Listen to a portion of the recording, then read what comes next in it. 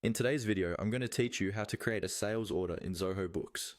By the end of this walkthrough, you'll know exactly where to go, what to click, and what information to enter so your sales orders are accurate and ready to use in your accounting workflow.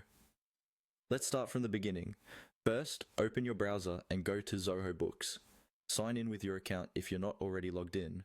Once you're on the Zoho Books dashboard, you'll see the main navigation menu, usually on the left side of the screen.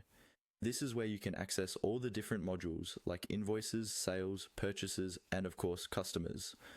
To create a sales order, you need to make sure your customer is set up correctly. In the navigation menu, look for the option labeled Customers and click on it. This will take you to your customer list where you can see all the contacts you've already added to your Zoho Books account. At the top of this Customers page, you'll find a button labeled New. Go ahead and click on New. This opens a form where you can add a new customer. Even if the customer already exists, it's useful to know this process in case you're adding a new client as part of creating their first sales order. Now, you'll see several fields asking for customer details. Take a moment to fill these in carefully. Start with the customer's name, then add their company name if applicable. Include contact information such as email and billing address, and any other relevant details your business requires.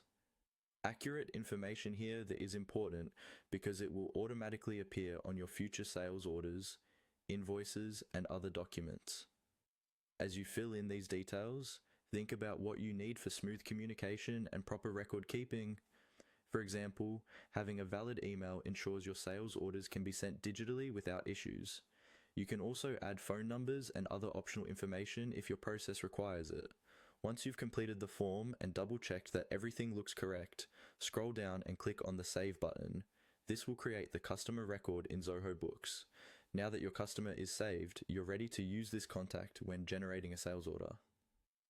From here, you can move on to the Sales module and start building out the order using the customer you just added, knowing the core setup is already done correctly.